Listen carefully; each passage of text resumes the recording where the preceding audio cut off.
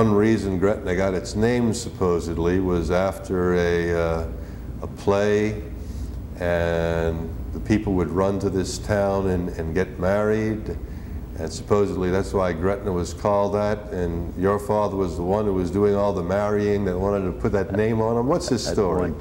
Well, to sort of give you a little bit of the history of it, Gretna was actually thought to be immigrated by the Germans in 1836. Now, from 1836 to 1908, they had these quickie marriages where no license were required, just two witnesses to sign with the bride and the groom. And at that time, there was no justice of the peace. The minister, not the minister, but the blacksmith that did the work in the city performed the marriages. And that went on to, the records indicate, till 1908. The first justice of the peace was elected, and at that time it was Michel Downhow. And he was in office from 1908 to 1916. In 1916, my father was elected, and he served for 28 years till he retired in 1944. And during Michel Downhow's time, my father's time, was when records of marriages were recorded.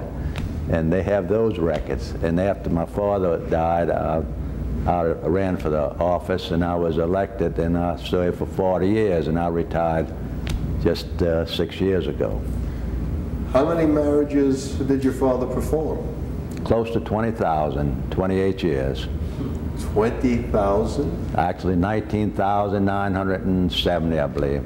How many people lived in Gretna? Well, that's the thing. These quickie marriages, at that time, there was no time element as far as licenses. And most of the marriages were from New Orleans. They'd cross the Jackson Avenue ferry, and the courthouse was 1 block from the ferry. They go there, they get their license, and the marriage would be performed. So I'd say 90% of the marriages from Orleans Parish.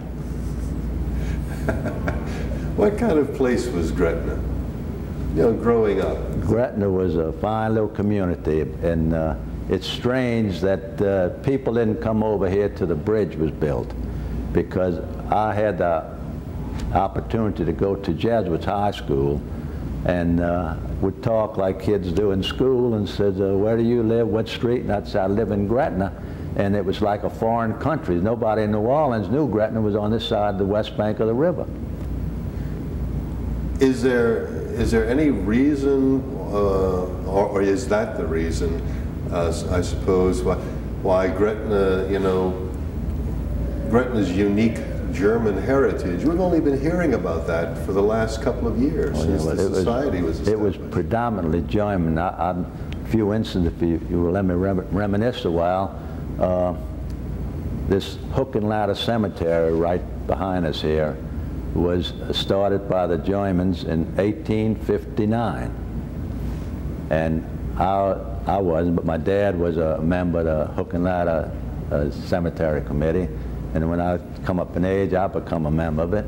And I had the fortune of being president for 15 years. And during my time of president, in the late 30s and the 40s, we extended and expanded the cemetery to where it is now, the new part of the cemetery. And just to be a little humorous, I'd like to tell you one of the election of officers meeting, when we had most of the old Germans there, and a few of the new people like me in there, were nominating officers. And they were nominating, and somebody, these old Germans, I guess you might know, they'd like to chew a little tobacco, and they didn't worry being too careful and expect the rating, you know, the juice. And one of the new members says, I think we should have a new cuspidor. And the old German man stopped, he said, we have enough members in here now without getting any more new officers. But there's one of the instances I thought was really humorous. Well, the fire company was more than just to put out fires. That was like a social center. It was. It was a civic organization. Something like Gretna right now. David Crockett is the same way. They've been, what, 150 years or something, and it's been as much a civic organization as a fire department. What were some of the things the Hook and Ladder Company did? Well, it was a fire department mostly with the bucket brigade, you know, because David Crockett came after they did, and even the beginning of David Crockett was a bucket brigade. They had no engines, and they purchased this steam engine that's drawn by horses, was the first engine they had. But they're civic activities. They'd get together for dances. At that time, there was no bingo or anything of that nature, you know, but the dances and affairs, and like they used to have at Crescent Park was a place they always had dances where the crowd would go out and have a good time. But as far as this old German settlement, it was always recognized here, because I can remember in my teenage time, they had a grocery and saloon, Wissers. He was an old German. He and his sister ran the grocery, and we used to go in there in the saloon part, and they had these ship captain chairs, and the old senior Germans had their names on the back of the chair, and you could sit on them if they weren't in there, but when they came in, you had to get up and give them their chair. They were respected, the old German settlement. And at Weezer's ballroom, the German band from Germany used to come over by Weezer's saloon on Huey Long in 4th Street. About every 2 months they'd come over here and play music. You see, make money over here. You wouldn't get much money over in Germany. People like the music and the singing, huh? Yeah, right. The Germans just loved singing. Of course, some of them, I can't make a sweeping claim that they all could sing, but anyway, they all loved music, and Germany produced Bach and Beethoven and Brahms and Wagner, so that's enough said right there. But my mother and any number of the little grandmothers sang their children to sleep. Mama sang every one of us to sleep, and there were 7 of us in succession, and I couldn't get enough of it. And many of them were German folk songs, Du Lix mir Herzen, and Halli Hallo, and Brahms' Lullaby, Guten Abend, Gute Nacht. And I can't tell you how that enriched my life in particular, and I'm sure it must have been true of all the little grandchildren who came along and had mothers and grandmothers who sang them to sleep. I think it was such a bad thing when Dr. Spock wrote the book and regulated how children should be brought up. Because your father was disabled, your mother had to do a lot in raising the family. Yeah, she had to be father and mother. My father was a legend in his own day. He was a Superman, and he was railroad connected. He worked down at the Roundhouse down in Algiers with the Morgan lines. But he was always, I had, years after he was gone, I would hear people talk about this man who could pick up an axle with boxcar wheels on the end and move it from one track to the other. But he evidently, he injured himself. Well, he wound up with Parkinson's disease. And so Mama had, for years, took care of him right there in the home. There was a home for incurables, and she did inquire about that. And when they asked her what she was doing to help herself, and she told them how she was baking fruit cakes and how she stretched people's curtains and did up fancy baby caps that had ruffles, and she'd run them through the fluting iron. They said, oh, well, she's resourceful, so they didn't do anything for her.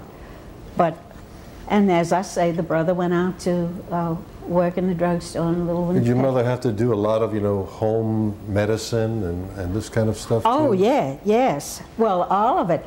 And in fact, she knew several people in the neighborhood back to help. She knew something about how when people couldn't keep something, they couldn't keep any nourishment down, there was a tablet you put into milk or something to a rennet tablet or something, I think, and they could keep that down. And Mama looked after it, and it didn't matter. And nowadays, you don't see any more weeds or herbs growing because everybody's lawn is trimmed and everything. But in those days, we had an elder tree, and the Germans just believed that the elder tree was sacred. That you could make a wonderful beverage from the flowers. You could make a cordial from the berries. You could, my mother and my aunt made what they called elderberry roll with biscuit crust and the strained berries and with cinnamon and sugar, delicious. And a little patch of the elder bark on what we called a gum boil was a remedy for that. Now you want to know about the milk dairies? Yeah, tell me about those dairies. Charlie Kerner had a dairy on 5th Street and right over the Grand Island track. He was milking about 50 cows right there on 5th Street. You know where Louisiana Light and Power's got them transformers at? Right across from that. That wasn't there, you see. That wasn't there. He had his dairy there. Fulbacher had a dairy right up in Gretna there, off of 4th Street, about a city, about the parish and line, the City of Gretna and the parish line. Fulbacher had a big dairy up there. He used to milk about 150 cows, a dairy. Albert Fulbacher. Then he moved down to McDonoughville, see?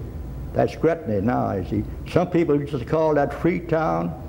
Some used to call it Gouldsboro. The railroad men used to call it Gouldsboro, you see. And Freetown. And so finish telling you, Fulbacher left from up there and he moved down a path right over from Amelia Street, you see. About a block, they had a fence there. They never had Amelia Street, no houses out. That was a big green, you see. And here on 11th Street, they had Dick there, one block from here. He had a big dairy. And they had the Cassin Dairy. They was there right there on 11th Street or Durbany Street. There was a big dairy there. Then Rube Marone, up a little further, he had a big dairy. It was all dairies.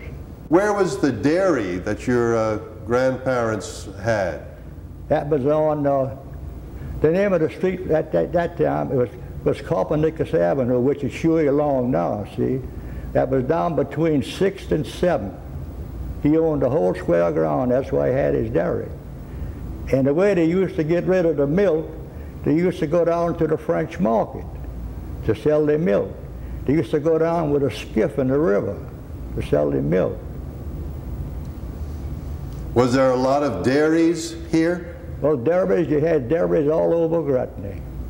On the street right out here, 11th Street, I can name you about 5 dairies was on this street. And in Gretna, most all people owned their own cows. That is, the German people, see? In other words, Gretna was a German settler.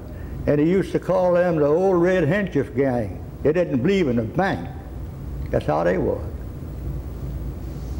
And all of the milk went over to New Orleans? Well, they used to deliver it around Gretna, you know, in different places like that. But my grandpa and them used to go down to the French market.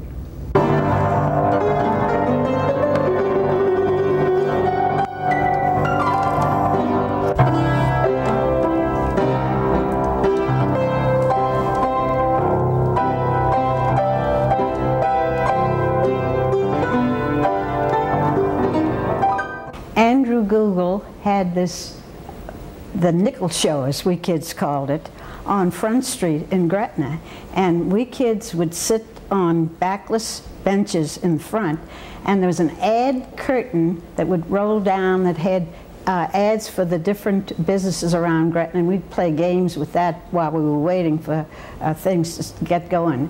And there was a projection area up in the wall, and Andrew Google himself was could have doubled for the current movie star at that time, Francis X. Bushman. He was a very handsome man. And a man who ran the projector was Reuben Hawk, who later became the fire chief, this famous volunteer fire company, David Crockett, for years and years. And he worked with a boys group, which was, I don't know whether they were actually Boy Scouts, but he was one of the first ones to work with the boys group. So when it was the silent movies, and so Ms. Mamie Fortmeyer, Gretna called her Footmeyer, because Gretna corrupted all the names, because the names were hard to make out on the birth certificates with the German script. And so everything was changed. But eventually, when the kids got into school, the names were corrected. But the Fortmeyers were a musical family, and among them was Mamie Bozell, who is now Bozell. And she was very young when she began playing the piano in there, I think about 15 or so. And when the excitement, when the train would be coming on the track, she'd go into Napoleon's Last Charge, or the Burning of Rome, or the William Tell Overture. And when the heroine was breathing her last breath, she'd play Hearts and Flowers. And when in the exciting part, sometimes the kids would stomp, and Andrew would snap his fingers and say, "Lights, Rube," and he'd turn on the lights, and we'd have to quiet down. And it only cost us a nickel to get in. And on Saturday night, they did, we called it the continued pictures, where they were serials. And there were such people as Ruth Rowland and Kathleen Williams. And there was one series that was called The Red Circle. And oh, it was very exciting, because it was in the jungles, and with people in turbans riding on elephants. And one time he offered that if the kids, any kid who came with a red circle painted on their hand would get in free. Well, I forgot about that. And so when I saw the other kids getting in free, I found a place where they had red paint. Something was painted red, and I went and wet my finger and made myself a circle, and I got in free. Now, Savella was telling me that your family is very musical. Yes, all due to the efforts of my grandfather, whose name is Edward George Fortmeyer. He had 9 children, and they all played an instrument. Your mother was a piano player too? Yes, at 15 she was playing at Cobb's Restaurant in New Orleans. And at 16 she played for the silent movies for the first show here in Gretna, Google's Theater. And later on they had theater, Morton's Theater on Monroe Street, McDonoughville. She played for the silent movies there. But during her course of time, she played for the minstrel shows at St. Joseph Church and so forth. And I followed in her footsteps. Did she teach piano? She taught until she was 74 years old. She remarried after being a widow for 14 years, and she still kept up her students. It's marvelous. She taught you? She did, and then I went on to a conservatory, and I finished at 15 in classics. I was the only one that played mine by heart, by memory. What conservatory? It was New Orleans Conservatory of Music. Why was your family so musical? I mean, you said you started with your grandfather, but you know. Yes, well then, with my mother having that background and never letting down the family tradition. Where did the tradition come from? I think part of it was on my grandmother's side too, because she had a distant cousin that was professor of music in Germany at a conservatory. Was music a big part of growing up around the house? In the Fortmeyer family, the Edward Fortmeyer, yes, but in his brothers and his one sister he had, they never followed with the music. No, I don't mean necessarily, playing professionally. I mean just like when you were a child, was there a lot of, gathering around and singing? Yes, it was. And to me, I still do it now. because I'm keeping it a volunteer school, and I'm still doing it for here and there. And this week I'll be playing at Dwight Eisenhower's for theirs. And What's so special about music? I think it is the return. You see so much enjoyment from it and happiness.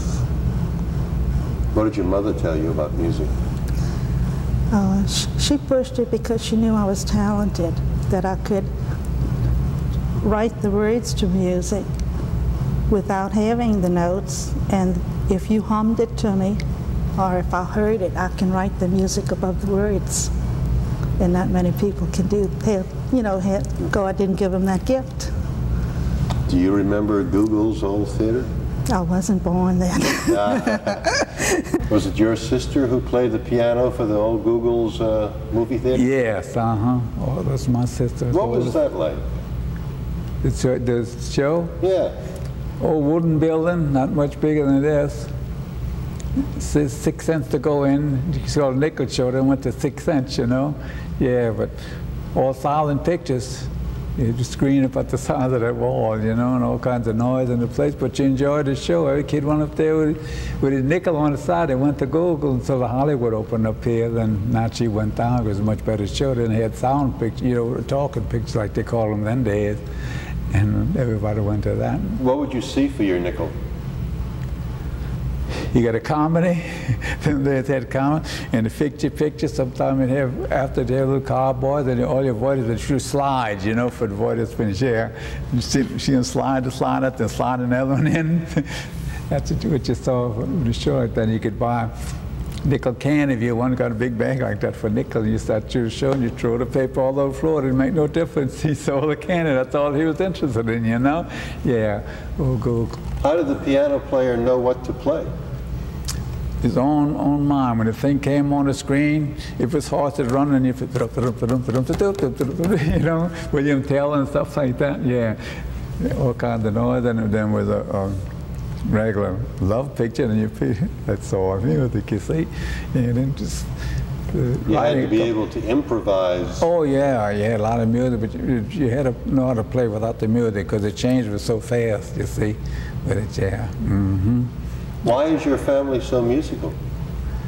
I don't know. I guess because my dad started monkey see, monkey do. We all thought, oh, we like that. I think I'm going to take that up, you know. Then we got always the man, and you go study. You're going to be a musician. Yeah. Did you all, you know, like in the evening, get around and just among the family play or sing? Sometimes we'd have a little jam session in the house there. We'd all get together, my sisters and my brothers, you know, play like that.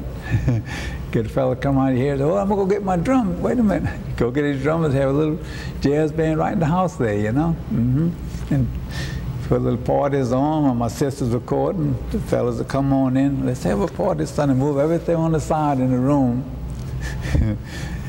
Have soft drinks and stuff like that, and punch it on, have a hell of a good time. The fellas would come in the band to play. They enjoyed it too, you know. Yeah. One at a time, they'd get up and dance. They had fun that way too, you see. Music was a big part of growing up in Gretna? Oh yes, mm-hmm. A lot of them studied music in Gretna, you know. Mm-hmm. They liked that. They used to play for funerals too, man. Your family's German. Was the music a particular thing with the German families more than others, or what? Oh, I guess so, because my dad loved it, and on his side, my grandpa's side, a lot of them played the violin, you know, and accordions, things like that. I don't know just what the name was or nothing, you know. They liked it, you see. And I guess it rubbed on us, you see, rubbed off on us. What was it like growing up in Gretna? When I started, with no sidewalks, you had plank walks part of the way, no lights. The fire department in the middle of the street, so on the cross streets, you had a well. They took a well in the ground, the bricks came up about that high.